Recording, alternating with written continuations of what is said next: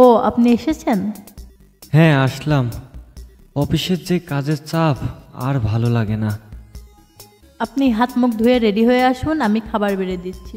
রাস্তায় এত জ্যাম, এই বাসের চিপায় চাপায় ধাক্কায় এত ধুলাবাড়ি আর রাস্তায় জ্যাম, বসে থাকতে থাকতে ক্লান্ত, আর ভালো লাগে না। একটু ফ্রেশ হতেই হবে। যাই ফ্রেশ হয়ে আসি। এই নাও। উফ, কি যে করি।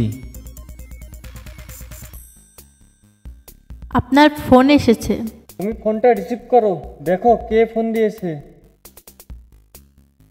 নাহিদ, তুমি আমার ফোনটা বারবার কেটে দিচ্ছ কেন? এখন বুঝতে পারছি তুমি তোমার বউকে নিয়ে সুখেই আছো। কে বলছেন? ও শাহানা, তুমি বলছো? তোমার সাথে আমার কিছু কথা আছে। কি কথা বলেন? নাহিদ কিন্তু তোমার সাথে চিট করছে। ওর সাথে আমার সম্পর্ক আছে। ও কাল রাতেও আমার সাথে মেসেঞ্জারে চ্যাট করেছে। এসব ফালতু কথা বাদ দেন। আমি আমার হাজবেন্ডকে খুব ভালো করে চিনি, আর ওর প্রতি আমার পূর্ণ বিশ্বাস আছে। আর আপনি যে কাল রাতে যে মেসেজের কথা বলছেন না, সেটাও ও আমার সামনে বসেই করেছে।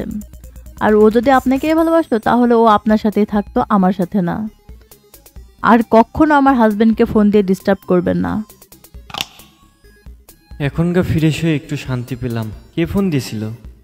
আননোন নাম্বার থেকে ফোন আসছিল, আপনি খেয়ে নিন। ওহ, দাও খাবারটা দাও। কি রান্না করেছ আজ? ভাত আর ডিম ভাজি? বসো, তুমিও বসো।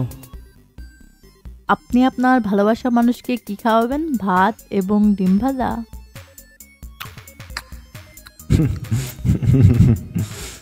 দিন কি আর এরকম থাকবে শাহানা? এই দিন তো দিন নয়, আরো দিন আছে। এই দিনকে নেব আমি সেই দিনের কাছে। কিভাবে নেবেন? ম্যাজিক দেখিয়ে? ভালোবাসার মানুষ পাশে থাকাটাই সবচেয়ে বড় ম্যাজিক। তুমি পাশে থাকলে আমি বিশ্বজয়ও করতে পারি।